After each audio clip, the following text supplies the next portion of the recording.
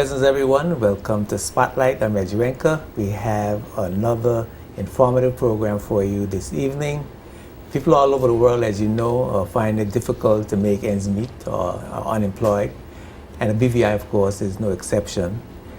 What many persons don't know, though, is that there are programs within the Social Development Department to assist those in need. Tonight, we are going to find out all about those programs and how to access them. My special guest from the Social Development Department, Director of Social Development, Mrs. Annie Malone Fret, and Intake Officer Ginny Jacobs will give us all the information we need to access the social programs and the public assistance that comes out of the Social Development Department.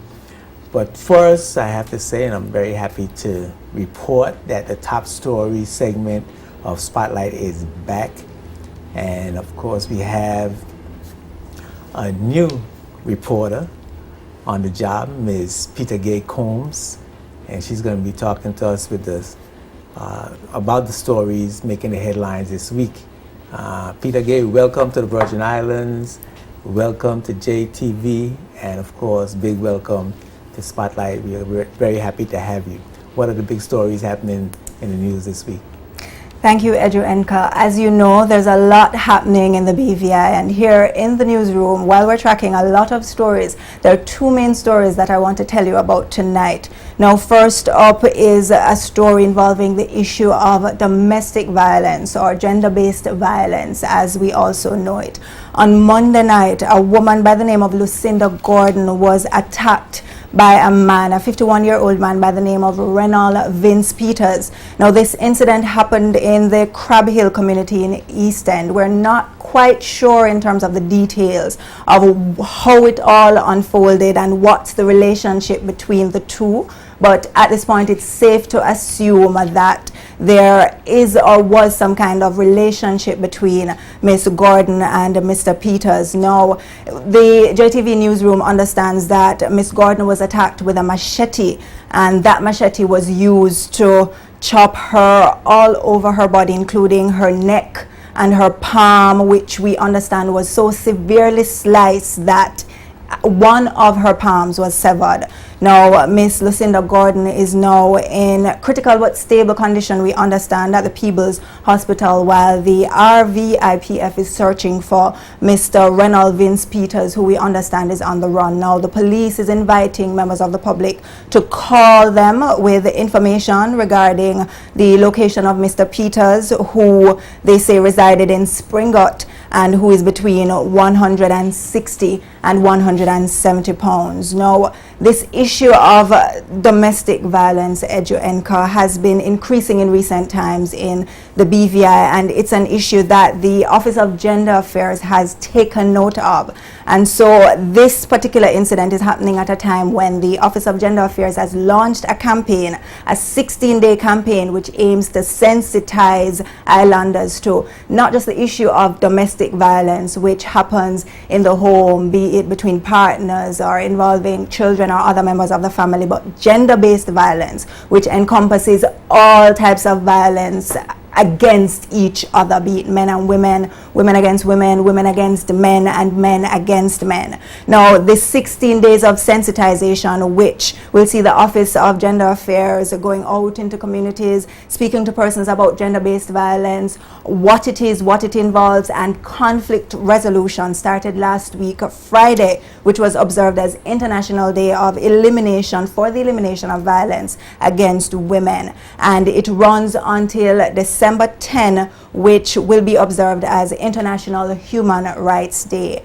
Now, the 16 days of activism against gender-based violence is being observed under the theme Peace in the Home, Peace in the World. And all of this awareness is also happening at a time when the United Nations is also leading a global campaign, one of several. And the one that we're going to take note of this year is called Orange Day. Now, what Orange Day is about raising awareness about the importance of ending violence against not just women, but children, because if you're an abused child, then as an abused woman, that impacts the fabric of our society.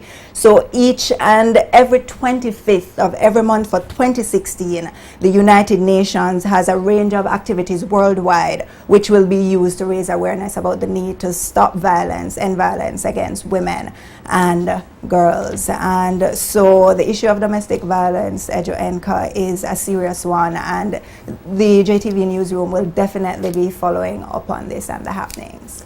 Well, Peter Gay, that is a sad story, opening up top stories this week. I happen to know both persons, and Lucinda is a good acquaintance of mine, and so I'm certainly sad to hear about that incident. But I mean, it continues to increase, and year after year, we talk about it, and we have programs and activities, and it just seems to have no end in sight. Now, I heard the director, Laura Lee Connors, the director of Gender Affairs, Laura Lee Connors, talking about men-on-men violence. Now, that's another gender-based violence that we were never focusing on before. Indeed. And certainly that's interesting, because here of late we had one young man shoot another young man, and certainly the violence in the society seems to be escalating, and we need to, I guess, pay more serious attention and allocate greater resources to having to stem that rising tide of domestic violence in our community. That certainly is an interesting story, and I agree with you. The newsroom here at JTV will really need to start paying more attention to gender-based violence in the territory. What else you have the top stories making news this week?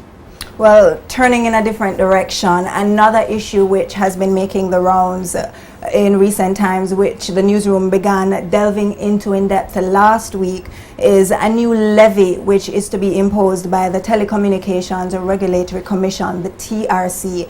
Now, this levy, which is called the Industrial Levy and which will be applied annually, isn't sitting quite well with the local telecoms firms, and so they have been seeking audience with the government in the form of the Premier and the TRC to try to find some sort of resolution, a compromise, or a total withdrawal of this levy from the table. But the funny thing about this story is that this levy, though it will be a new one, isn't quite new. It has been in the works for about 9 years now, since 2006. So over the past year, the TRC, headed by its CEO, Guy Malone, who I spoke with today, said they have been sensitizing the local players to this looming imposition. And so I spoke with him today, and he explained what exactly this levy will do for the TRC.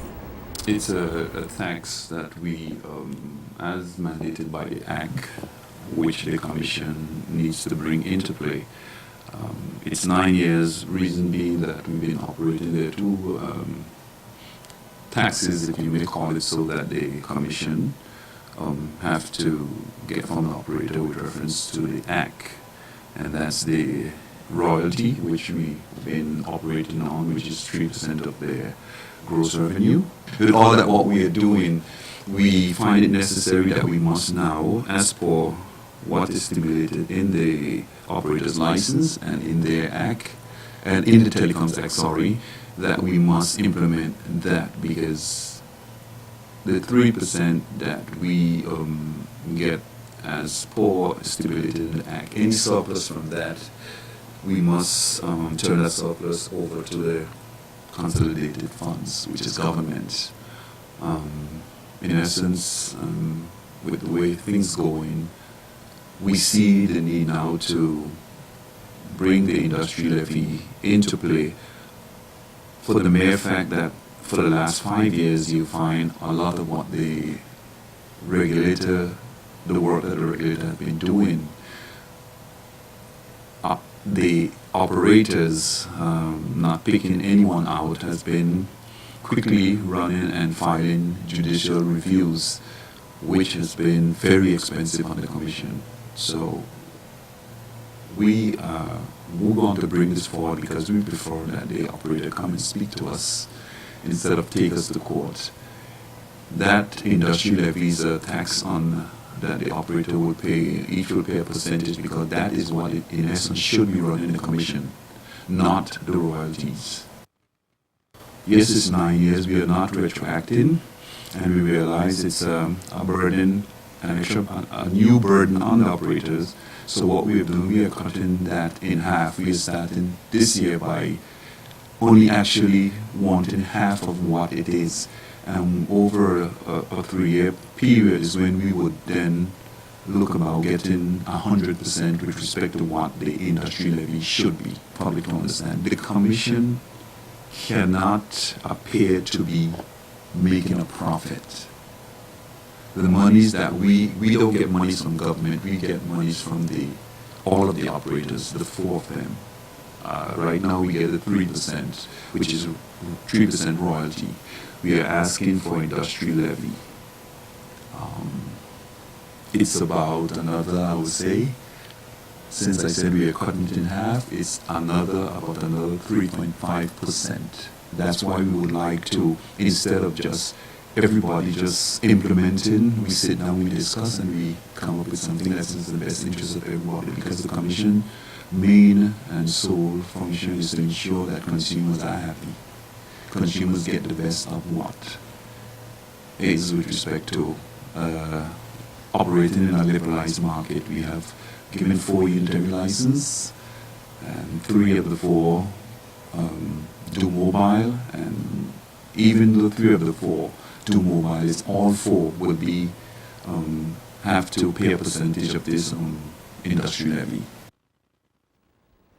Now, Ejo, the issue of why this levy wasn't implemented in 2006, I'm sure you would love to know, as are our viewers. The CEO of the TRC told me that it wasn't implemented in 2006 in order to give the consumers a break, so that they wouldn't have to come out with too much out of their pockets too soon, as well as to allow the local firms the opportunity to roll out infrastructural projects so that the infrastructure of the island for telephone services, broadband, etc. could be built out. However, the local players who I spoke with last week, they regard the move as unnecessary and excessive.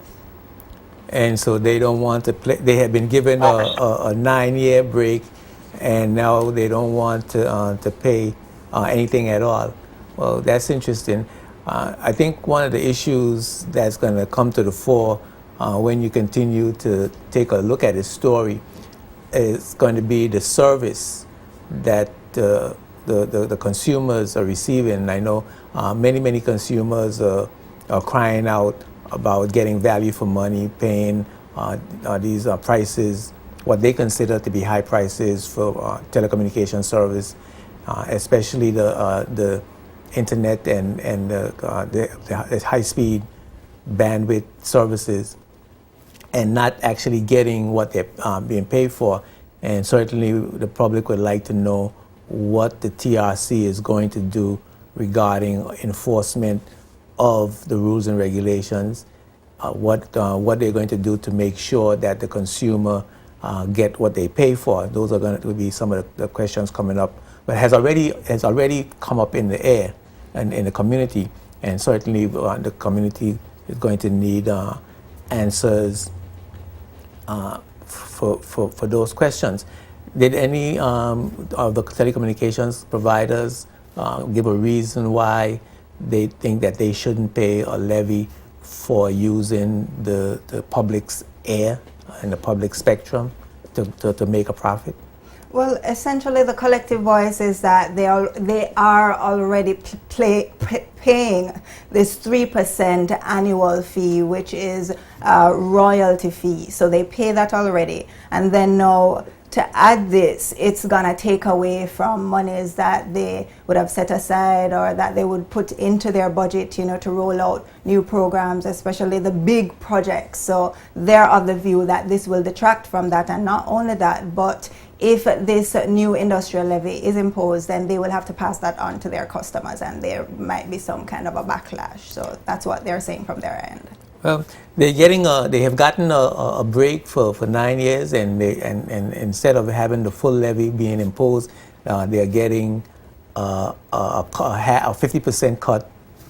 So there'll be a gradual implementation of the levy, and so I think they should be happy considering the improvement in services that we need, particularly regarding the consumer getting value for money. Interesting stories, Peter Gay, really good stuff, and we're looking forward to getting the details of the stories in JTV News coming up this week, and of course follow-ups in the weeks ahead. Thank you very much for making the top stories on Spotlight come back strong again. Thank you, Edger Enka. I look forward to seeing you again next week. Great stuff. We're going to take a break for a word from our sponsors, and when we come back, we're going to have, I understand, the director, Annie Malone-Fret, is here, along with Ginny Jacobs, and we are going to be talking about the Social Development Department. Many persons, as I said earlier, don't know about the many programs and public assistance that comes out of social development, and we need to know how to access those services and that assistance so that it will help us to make ends meet and to help us in times of emergencies. So keep it locked right here to Spotlight. We'll be right back after these words from our sponsors. Spotlight is brought to you by CCTBVI, Life Unlimited, and the National Bank of the Virgin Islands, the official Bank of Paradise.